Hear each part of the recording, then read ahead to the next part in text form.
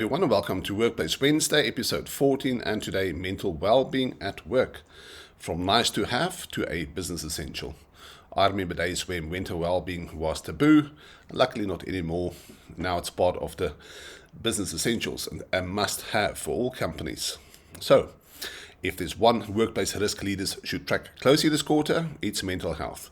Across industries and regions, stress and burnout remain elevated, eroding productivity, safety, and retention. According to Gallup's 2024 Global Workplace Report, around 4 in 10 employees experience high levels of stress on a typical workday. That's quite high. That is 4 in 10. A rate that has barely improved since the pandemic. At the same time, both employee engagement, with other words, how involved and enthusiastic people feel about their work, and their overall well-being have declined, with the sharpest drop among managers. So, the state of play for 2024-2025. Number 1, absence is rising. In the United Kingdom, employees took an average of 9.46 days over the past year, the highest since Chartered Institute of Personnel and Development, the CIPD, began tracking, up sharply from 5.8 days before the pandemic. So that is a lot. Now 9.4, before it was 5.8. So in Europe's warning sign, the European Agency for Safety Health at Work, the EU OSHA, reports that nearly 29% of European workers experience stress, depression, or anxiety linked to their jobs. That's massive, 29%. Managers under pressure. Global manager engagement dropped to around 27%, weakening team performance and morale. The economic toll. The Organization for Economic Cooperation and Development, the OECD, estimates that the mental health conditions cost economies up to 4% of the gross domestic product, the GDP, mainly through lower productivity and employment issues. So, the figure underlines a core truth. Mental well-being is not just an HR issue. It's an organizational system challenge tied to how work is designed, led, and measured. I'll say that again. It is how work is designed, led, and measured. Okay, so the real drivers of workplace stress. Number 1, workload and job design. Excessive demand, unclear roles, a low control remain top predictors for burnout. The World Health Organization stresses that prevention must start with redesigning work itself, not simply offering wellness apps or mindful sessions. That's very important. I'll say that again. The World Health Organization stresses that prevention must start with redesigning of work itself. Okay, number 2, management quality. Many managers are promoted for technical skills rather than people leadership. Without proper training and time management, they can unintentionally amplify stress for themselves and their teams. Personally, I've had a lot of experience, and we all have. You have a bad manager, got all the skills in the world, technical skills, but no people skills. For me, that's number 1 when companies are going wrong.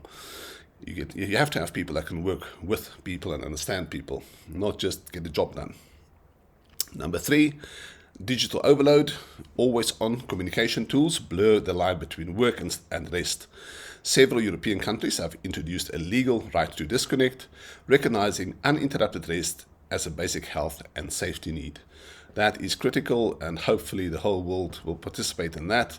Haven't we all been sitting at home relaxing or on holiday and your phone pings from an email from work or somebody calling you from work? Okay, that's taboo. So hopefully let's all have a right to disconnect. Number 4, financial strain. Rising living costs contribute to anxiety and presenteeism. That's a quite interesting one, presenteeism, being at work but performing below capacity. The CIPD identifies money worries as one of the top emerging stress factors for employees. Money was always an issue.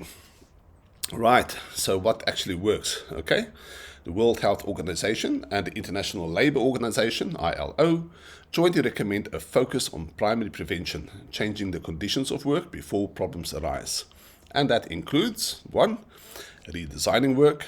With other words, balance workload, clarify expectations, and give employees greater control over how and when tasks are done. Number 2, training managers, provide structured coaching and recognition, workload management, and early intervention. Number 3, creating psychological safety, encourage open communication, normalize speaking up, and reward transparency. Brilliant. Number 4, protecting recovery, limit after-hours communication, set quiet hours, and promote proper rest breaks. Right, and then the last one, offering stepped support.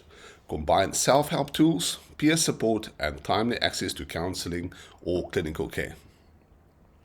Good, so now the leadership mindset shift. The old belief that productivity and well-being are opposites is outdated.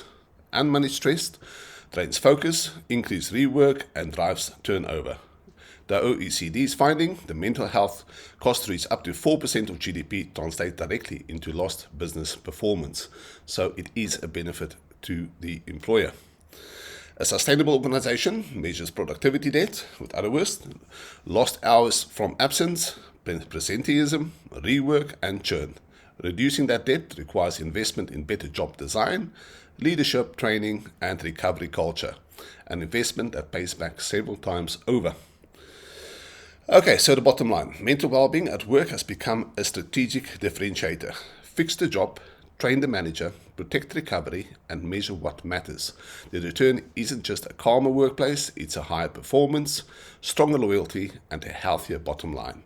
After all, you do want your employees to be happy, you to be happy, and everybody produces better work. So, thank you for watching Workplace Wednesday. On that mental note, all of the best and have a lovely day. Bye-bye.